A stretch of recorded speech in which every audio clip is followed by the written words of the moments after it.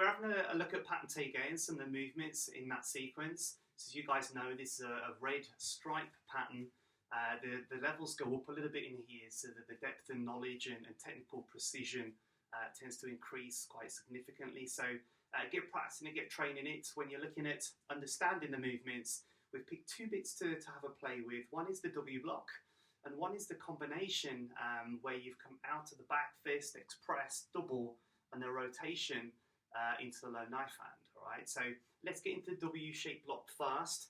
As a lot of you guys know, it's called a W because of the configuration or the shape of the arms, elbows below the shoulders to make the W shape. You have 3 or 4 different versions, actually more than that, because you can open your palms on the variations too. Until you're a second, third degree, you'll only kind of like really see it in the one direction. So one will come in, one will go out. If you're taking a photo of finished positions, the little finger side faces the direction of your eye line here. I see a lot of people kind of turning in a fixed position where they're kind of just moving like this, whereas actually it should be equal and opposite, rather than outs or ins or done with knife hand configurations. So just to repeat with this one, again, when you start doing it, it'll make more sense anyway. You'll have a natural dragging, drawing or pulling hand, reaction force, and one that does the break, in this case, my right arm, across. So if I get into it with Thomas, do you just want to hold out a punch for me, mate, either side? What I'm going to do here is I'm going to use the one hand as a grabbing function.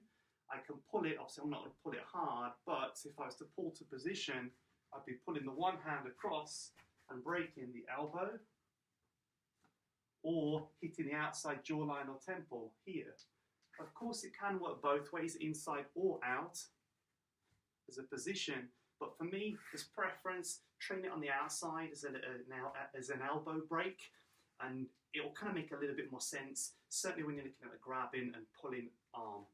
Do you want to do it to me, mate? We're going to go, in fact, I'll do it right side, left side, then you do it right side, left side. So go right arm for me. I'm going to go on the outside, which is going to be here. That's my movement. Other arm, I'm going to grab, I'm going to break.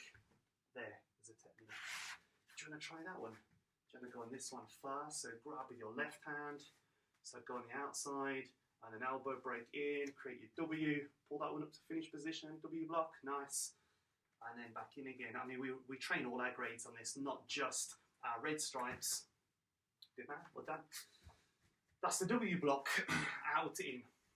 Let's move into the sequence further on, and I get asked about this all the time. Yeah, I get asked about the low section fingertips and these things, but if you want to see those videos or that in a video with more detail, give me a shout. But I thought W's clarification and the last combo would be really useful. Certainly it's a good place to start. So imagine you've done the bit where you've done your low level front kick, high flat fingertip, you've done your back fist low. It's this bit. So a lot of people asking why you'd step forwards and then rotate out. There's lots of different things written on this one, but as a good application, I found this one quite useful. If Thomas is over there, should do this on a diagonal. We've got to be a bit careful for space.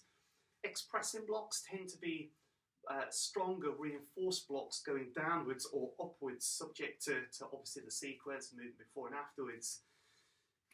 In Toi Gye, you go up and down, you jump into an X stance, you come up, boom, and load down, suggesting that your energy goes into the ground, or you're jumping over something, then into the ground.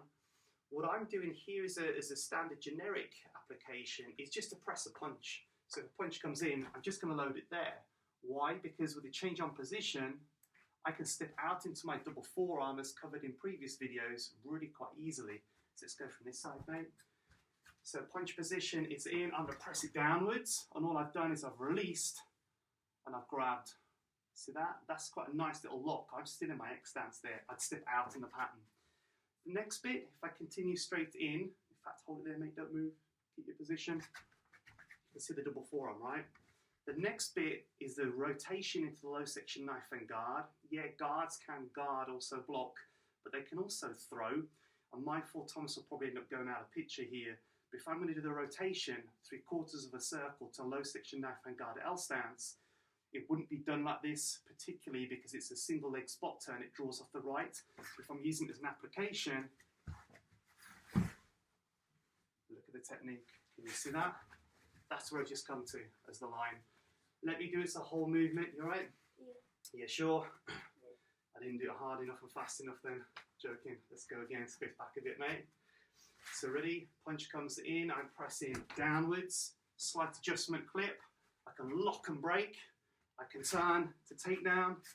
And as I go down, all I'm doing is I'm holding the movement or palm pushing, controlling. Of course, if you're looking at continuing it, I've got breaks and other things that can work out. But for now, I think that is probably enough information to be going on with and practicing with a partner. If you have any questions, let me know. Get training. Enjoy. See you in the next video.